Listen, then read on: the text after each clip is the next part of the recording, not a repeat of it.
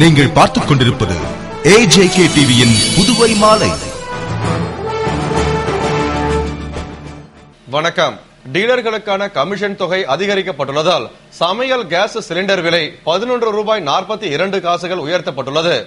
பொது மக்களுக்கு ஆண்டுக்கு 6 கேஸ் சிலிண்டர்கள் மட்டுமே மானிய விலையில் வழங்கப்படும் என மத்திய அரசு சமீபத்தில் அறிவித்ததால் கொதித்து போயிருந்த மக்கள் மேலும் பாதிக்கும் வண்ணம் சமையல் கேஸ் சிலிண்டரின் விலையை சிலிண்டருக்கு 11 ரூபாய் 42 காசுகள் உயர்த்தியுள்ளது. டீலர்களுக்கான கமிஷன் அதிகரிக்கப்பட்டுள்ளதால் இந்த விலை உயர்வு என்றும் இந்த விலை உயர்வு மானிய விலையில் வழங்கப்படும் 6 சிலிண்டருக்கும் பொருந்தும் என மத்திய அரசு அறிவித்ததை அடுத்து விலை உயர்வு உடனடியாக அமலுக்கு வந்தது.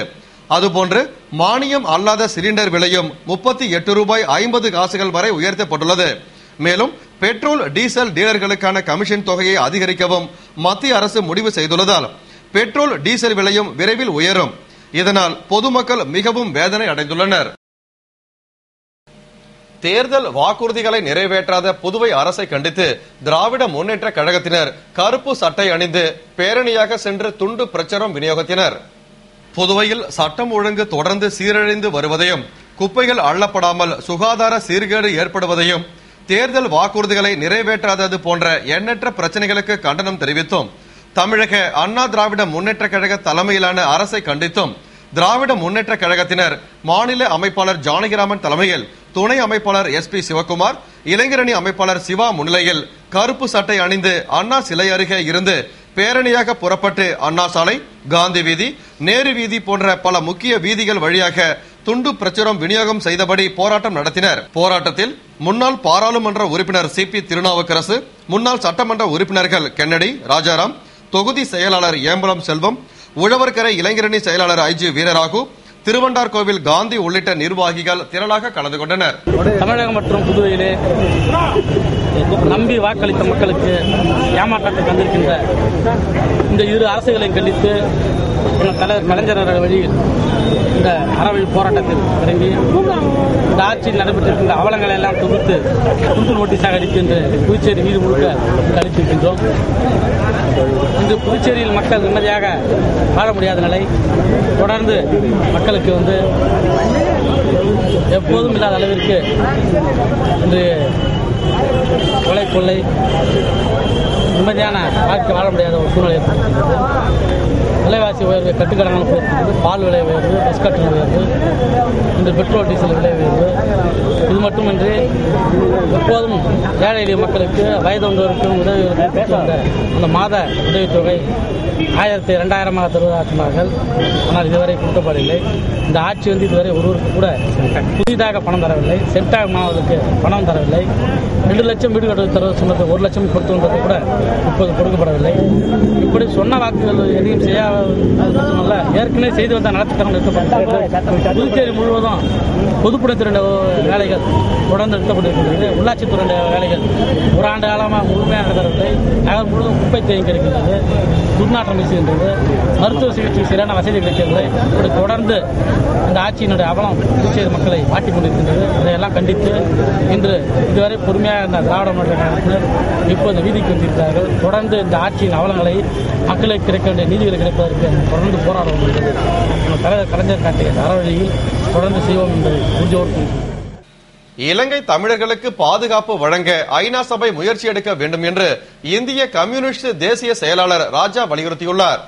இது தொடர்பாக இந்திய கம்யூனிஸ்ட் தேசிய செயலாளரும் பாராளுமன்ற உறுப்பினருமான ராஜா செய்தியாளர்களுக்கு அளித்த பேட்டியில் அகில இந்திய சமாதான ஒருமைப்பாட்டு கழக மாநாட்டில் இலங்கை தமிழர்கள் பாதுகாப்பு, மத்திய அரசின் கொள்கை, வங்கதேசம் விடுதலை பெற்ற போது ஏற்பட்ட குற்றங்கள், மனித உரிமை மீறல்கள், உலக சுற்றுச்சூழல் மாற்றங்கள், உலக வர்த்தகத்தில் ஏற்பட்டுள்ள மாற்றங்கள் குறித்து 6 தீர்மானங்கள் நிறைவேற்றப்பட்டுள்ளதாகவும், இலங்கையில் பல்லாயிரக்கணக்கான தமிழ் மக்கள் கொல்லப்பட்டுள்ளனர், ஆயிரக்கணக்கான இளைஞர்களை காணவில்லை, இதே நிலை இன்றும் நீடிப்பதால் இலங்கை தமிழர் துயரங்களுக்கு தீர்வு காண அங்குள்ள தமிழ் மக்களுக்கு பாதுகாப்பு ஏற்படுத்த இலங்கை அரசிடம் ஐநா முயற்சி எடுக்க கோரி தீர்மானம் நிறைவேற்றியுள்ளதாகவும், ஜப்பானில் ஏற்பட்ட விபத்துக்கு பின் உலகளவில் அணு உலைகள் குறித்து அச்சம் ஏற்பட்டுள்ளதால் கூடங்குளம் அணு உலையால் அச்சம் ஏற்பட்டுள்ளது.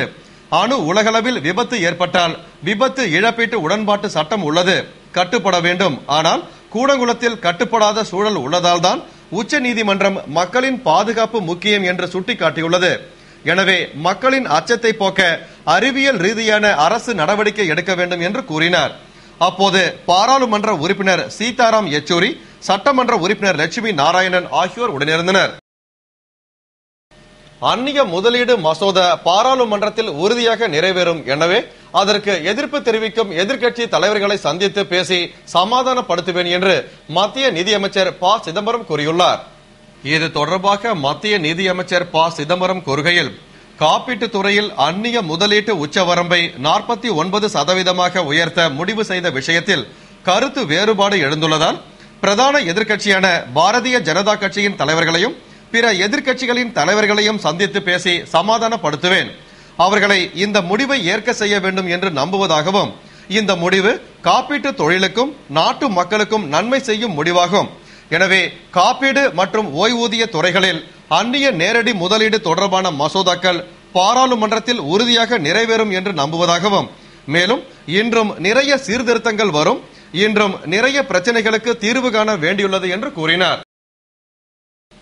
புதுவையை அடுத்த ஆரோவில் மாத்ரி மந்திரின் வெளிப்புறத்தை அழகுபடுத்த புல்தரை அமைக்கப்பட உள்ளது. புதுவை அருகிலுள்ள சர்வதேச நகரமான ஆரோவிலில் மாத்ரி மந்திர் அமைந்துள்ளது.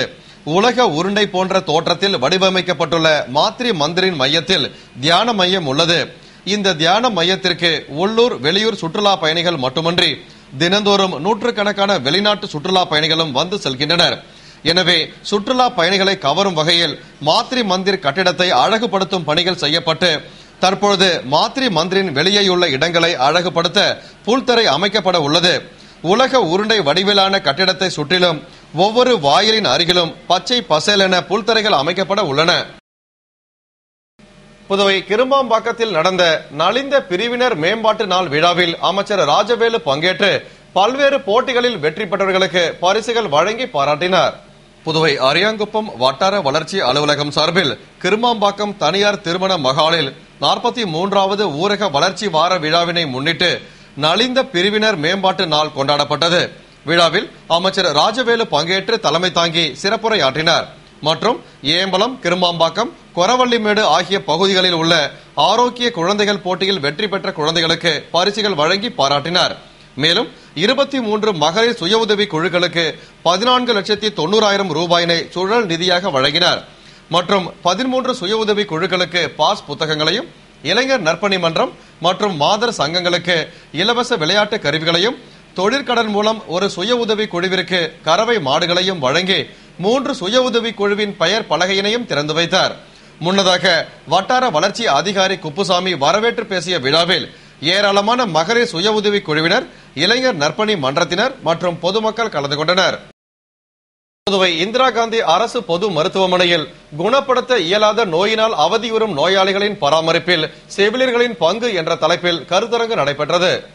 புதுவை இந்திரா காந்தி அரசு பொது மருத்துவமனை மற்றும் பட்ட மேற்படிப்பு மையத்தில் 60வது செவிலியர்களுக்கான தொடர் மருத்துவ கல்வி கருத்தரங்கு குணப்படுத்த முடியாத நோயினால் அவதியுறும் நோயாளிகளின் பராமரிப்பில் செவிலியர்களின் பங்கு என்ற தலைப்பில் பயிற்சி இயக்குனர் டாக்டர் ரங்கநாத் தலைமையில் நடந்தது.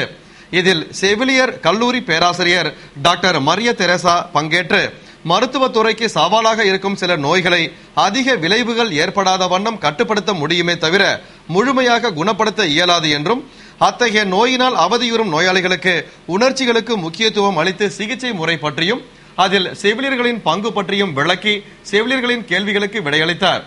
மருத்துவமனை செவிலியர் கண்காணிப்பாளர்கள், தலைமை செவிலியர்கள் பங்கேற்ற முகாமின் நிறைவில் செவிலியர் கீதா லட்சுமி நன்றி கூறினார். புதுவை தூய இதய ஆண்டவர் திருத்தல பசிலிக்காவில் இலவச கண் சிகிச்சை முகாம் நடந்தது. புதுவையில் நூற்றாண்டு விழா கண்ட தூய இதய ஆண்டவர் பசிலிக்காவில் நடந்த இலவச கண் சிகிச்சை முகாமினை பசிலிக்கா அதிபர் மற்றும் பங்கு தந்தை பேரருட்பணி மரிய ஜோசப் அடிகளார் துவக்கி வைத்தார். முகாமில் துணை பங்கு தந்தை அருட்பணி குழந்தைராஜ், பசிலிக்கா கிளை சபை உறுப்பினர்கள், பங்கு மக்கள் பங்கேற்று இலவச கண் சிகிச்சை பெற்று பயனடைந்தனர்.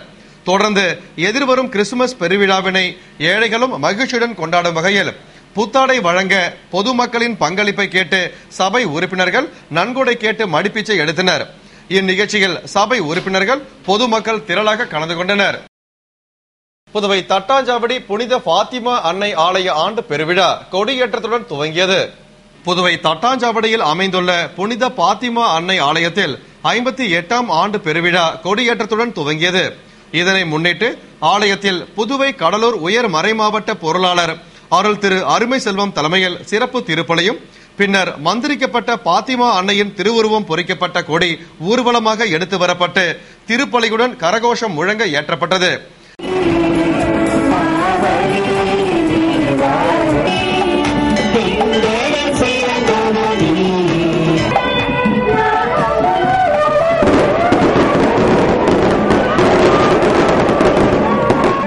விழாவில் திரளான கிறிஸ்தவ மக்கள் பங்கேற்று மெழுகுவர்த்தி ஏற்றி பிரார்த்தனை செய்தனர்.